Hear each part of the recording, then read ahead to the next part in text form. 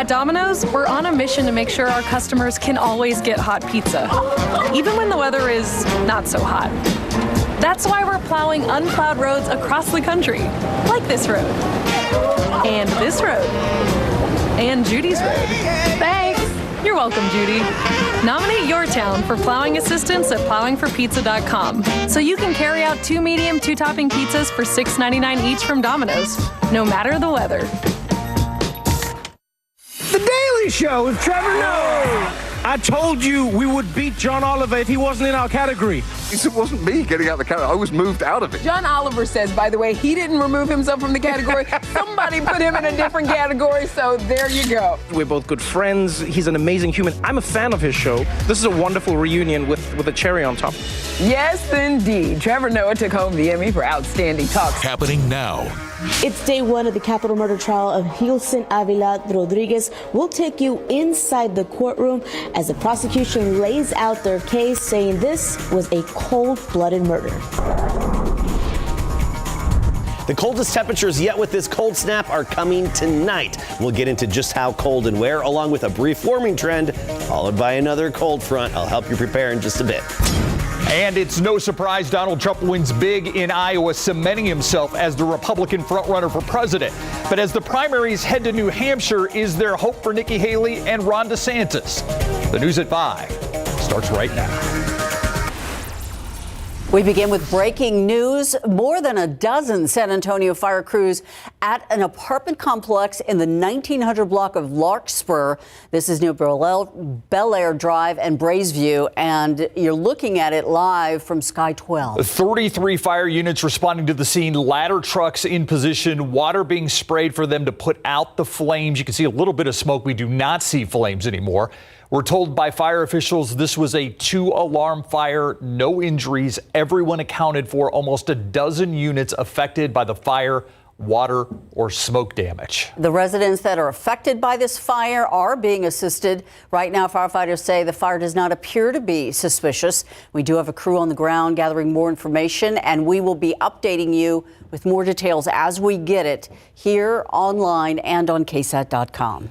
Also new at 5, shot helpless in their sleep. That is what prosecutors told a jury today happened to 23-year-old Nicholas Milanovic and 21-year-old Julia Wright back in 2018, both allegedly killed by Gilson Avila Rodriguez. Today, the first day of his capital murder trial, Eric Hernandez takes us inside the courtroom as the prosecution describes to the jury what they call a cold-blooded murder. I'm seeing blood like all the way to the door, and I can even see something smeared on the door. That 911 call came early the morning of September 30th, 2018, from the Sonoma Canyon Apartments. A resident described seeing a pool of blood outside their apartment, but didn't know where it came from. When police arrived, Julia Wright was found dead on a sidewalk between apartment buildings.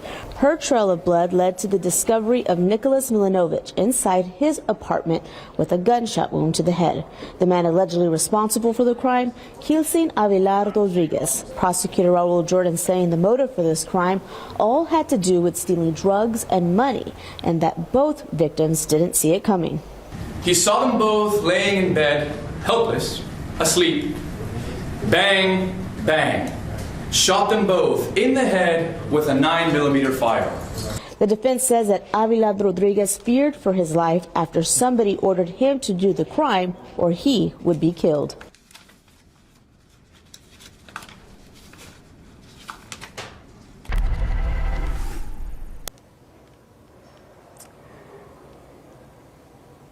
Now, testimony has ended for the day, but the last witness to take the stand was Gilson's girlfriend, at the time of when this crime was committed. Well, coming up at 6, we will hear more from her testimony and what she had to say or didn't say. Now, we are live streaming this trial. You can watch it live on KSAT.com, KSAT Plus, and KSAT's YouTube channel. Live at the Kennedy Reeves Justice Center, Erica Hernandez, KSAT 12 News. Thank you, Erica. 2 down, 1 more to go. It is an Arctic blast. And just as we did overnight, temperatures are expected to be cold, perhaps even colder than last night. Yeah, Adam Caskey here with more on how long the temperatures will be in the teens, Adam. Yeah, the main point here is the coldest temperatures yet with this cold snap are happening tonight and tomorrow morning. Now, today, we actually made it above freezing. That was a bonus. 19 this morning, 36 for the high this afternoon. But get ready for our temperatures to plummet very quickly this evening. Right now, Del Rio 38, Leon Springs at 32, 41 in Floresville. For the most part, we're just above freezing. Lavernia 35 and 35 currently in New Braunfels. But look at the temperature trend. By 8 o'clock, we're 29. 10 o'clock, we're already at a hard freeze at 25, and temperatures continue to drop through the evening. Luckily, we'll have a calm wind, but you'll really feel the chill tomorrow morning. Here's what you can expect at the bus stop tomorrow morning. Canyon Lake, Bulverde, Bernie, 12. Bandera, 8. Around San Antonio, between 14 and 16 degrees. We'll say 15 degrees in San Antonio tomorrow morning. Sabinal, 12. Uvalde at 12, but we will see the temperatures warm even higher above freezing come tomorrow afternoon. I'll have the day planner for you along with a brief warm up later this week. Another cold front with a hard freeze and promising rain chances. I'll see you in a bit. Thank you, Adam. Well, if you're up early this morning, you may have noticed your heater did not turn off, consistently running because of the low temperatures. Well, your heater not the only one, and ERCOT asking Texans to try and conserve electricity. Take a look at this graph provided by ERCOT. Let's talk power supply and demand. The anticipated supply and demand for electricity tomorrow. See that graph on the left hand? The blue dotted line shows the estimated demand. The purple line, which is the squiggly line up above, shows supply of electricity that should be available. According to this graph, officials are expected the demand to be the greatest around 8 a.m. That's what you're seeing right there, 8 a.m. tomorrow. The power supply should be greater than demand, but you can see it gets very close right there. ERCOT asking Texans if it's safe for you to do so. Reduce your electricity usage between 6 and 9 a.m. tomorrow. To the campaign trail, he campaigned less, but ended up on top by a huge margin. Former President Donald Trump winning the Iowa caucuses last night with a record-breaking number of votes. Now Florida Governor Ron DeSantis and former UN Ambassador Nikki Haley are facing added pressure to prove they have a path to the nomination. Yeah, this is all taking place as Trump battles several legal challenges, including 4 indictments and charges tied to his efforts to overturn the 2020 presidential election. Our Washington correspondent Julia Benbrook joins us live from Des Moines with what's next after Trump's big Iowa win. Julia. While his competitors went straight to the campaign trail, Trump was back in the courtroom today for a defamation case. On top of that legal challenge, the former president faces 91 criminal charges across 4 indictments. According to an entrance poll last night during the Iowa caucuses, that didn't seem to bother Iowa voters. In fact, 65% of those surveyed said that Trump would still be fit for the presidency if convicted of a crime. Now let's take a look back at last night's historic win as these overlapping storylines take place. Former President Donald Trump claimed the largest win in Iowa caucus history with more than 50% of the vote. I just want to thank you all. This is a very special night, and this is the first because the big night is going to be in November, when we take back our country, and truly, we do make our country great again. Florida Governor Ron DeSantis took home a distant second place. Thank you so much. A disappointing finish for a candidate who went all in on Iowa. But the Florida governor continues to promise he's the one who can take on Trump. Well, I'm the alternative. The reality is half the Republicans do want another choice, and maybe more in some other states. But you have to be somebody that appeals to conservative voters.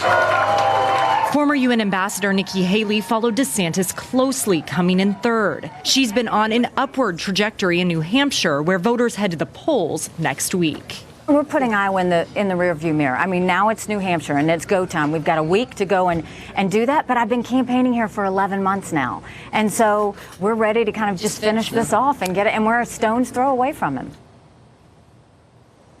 Campaign season is full steam ahead, but debate season, at least for the primaries, may be over. Trump has skipped every single scheduled GOP debate so far, and that strategy seems to be working for him. Haley is now following his lead. She announced on social media this morning that she's only going to debate if it's against Trump or President Joe Biden. Reporting live in Des Moines, Julia Benbrook, KSAT 12 News. Julia, thank you for that update. We'll see you tomorrow. Heading outside, and we're going to take a look at your TransGuide cameras. This is I-35 at Judson. Not exactly sure what happened here, but we have emergency crews on the scene as well as a tow truck. It appears that access road is shut down at I-35 at Judson right in the middle of rush hour, and it appears everyone is taking their time so they can take a look. Straight ahead on KSAT News at 5, this brutal cold driving members of the unsheltered population indoors. The influx to shelters means some people may have to be turned away. A first-hand account of one family that shows the struggle of so many trying to get in before the shelters run out of space. That's next.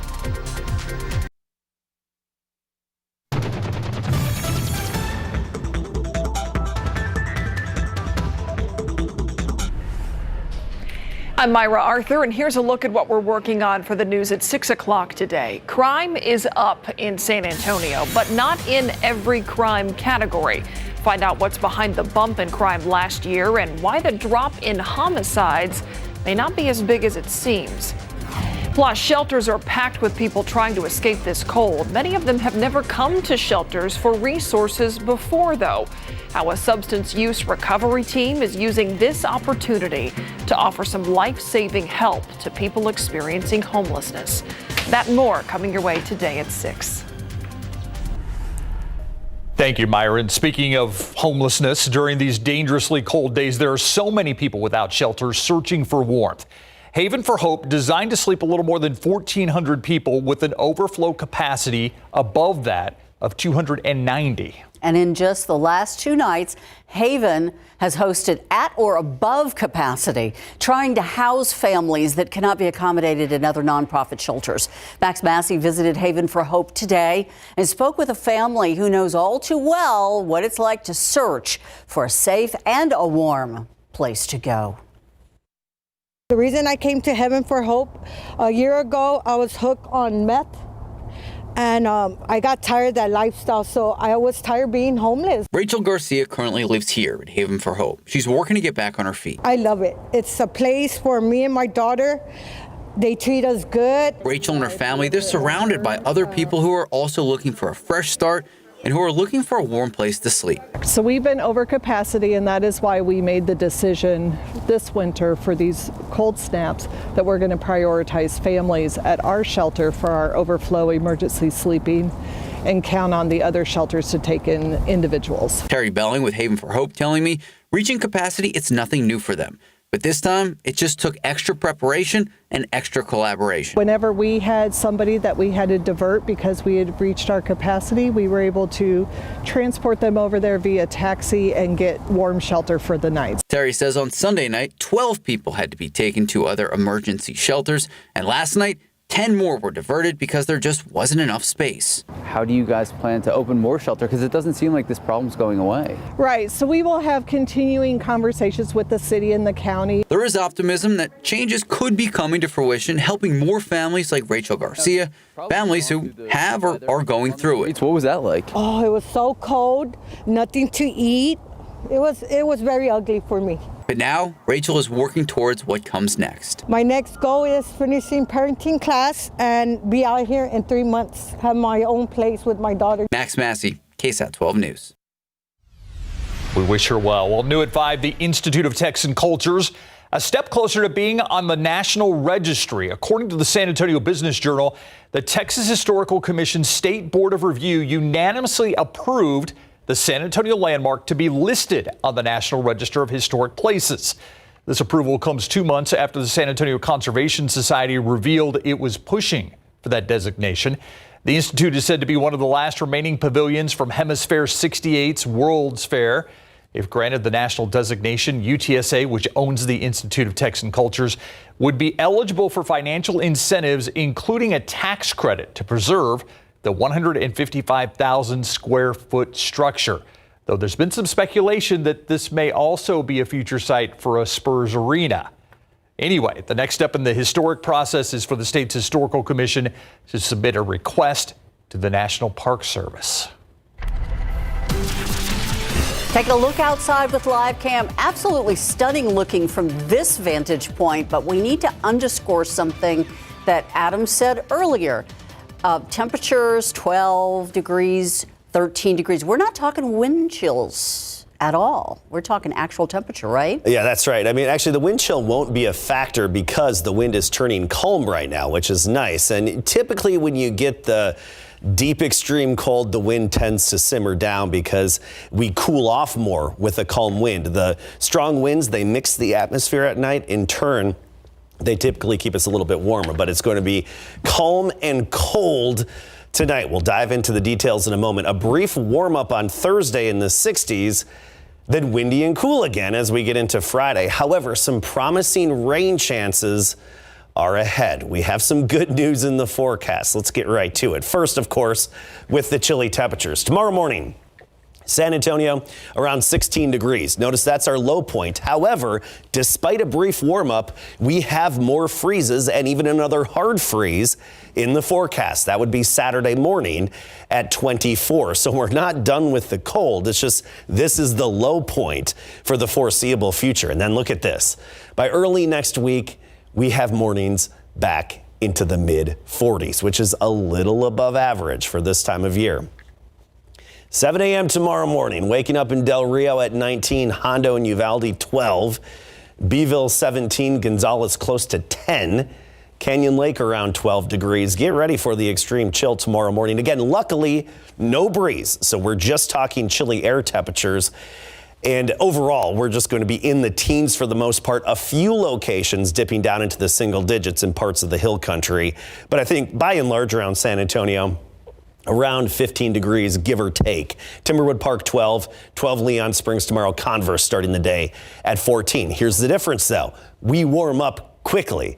So at least that's a bit of a saving grace here for tomorrow. 39 by noon.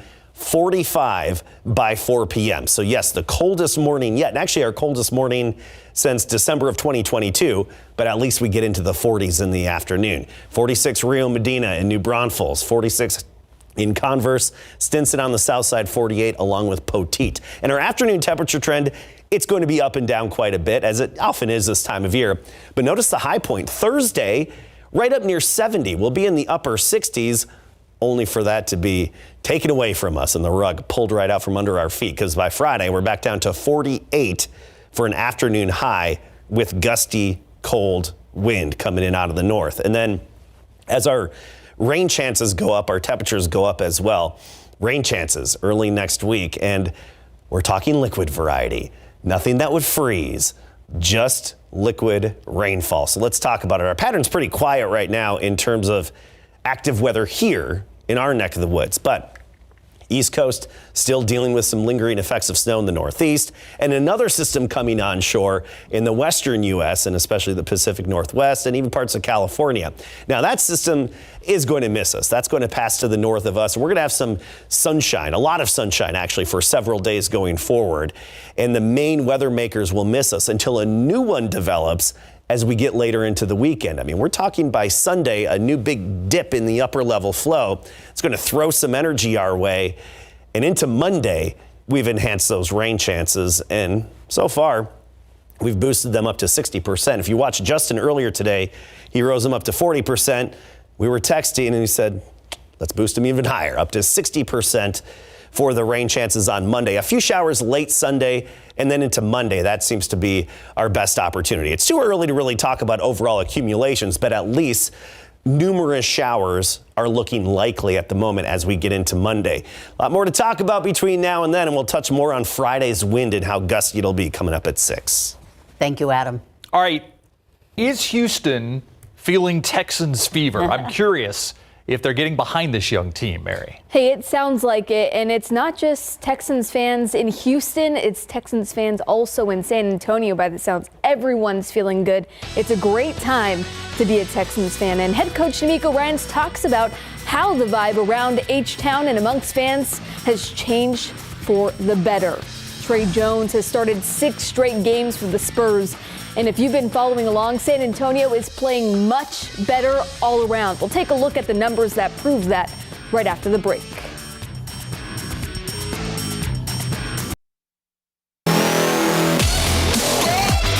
Spurs point guard Tre Jones drew his first start of the season for San Antonio last Thursday against the Milwaukee Bucks when Malachi Branham sprained his ankle the game before. Since then, the Spurs' offensive rating ranks 16th in the NBA, 7th in defensive rating, and 6th in net. Prior, San Antonio was near the bottom of the league in those statistical categories. All that to say, the Spurs have significantly improved with Jones running the offense as a starter.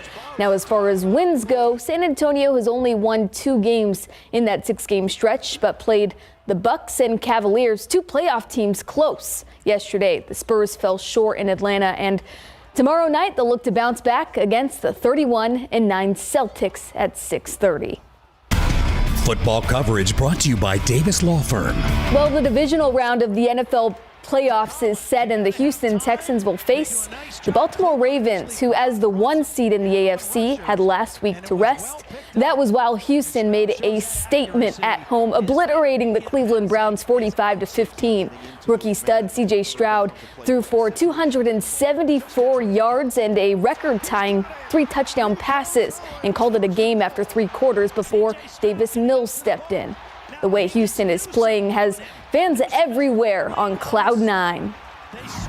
When I took over the job here, one thing I wanted to just instill in the entire city was pride back into our team here, right? So I want people around the city to be proud of the Texans, right? Be able to wear their Texans gear and wear it proud. So I'm starting to see a lot of Texans gear around the city. Starting to see a lot of smiles. We go out to restaurants. A lot of people are excited about the Texans and what the men in this locker room have did on the field, right, to get the city excited about the Texans again. All right, here is the matchup this Saturday. The 4-seed Texans visit the 1-seed Ravens as 9-point underdogs in Baltimore, where the forecast is calling for highs in the mid-20s around kickoff, which is 3:30 locally. The game is being broadcasted here on KSAT 12. And Houston's odds to win the AFC Championship are plus 1,300. Now, coming up at 6, we're going to talk about some injuries the Texans have going into the matchup and some big news surrounding Texas State. They thought their quarterback was staying. In fact, he is going to be transferring. Big news. Interesting. But the long odds for the Texans, that's just to win the AFC Championship. Forget about the Super Bowl. Yeah. But they'll prove them wrong. All right. Thanks, Mary. We'll see. Texans. We'll see. We'll be right back.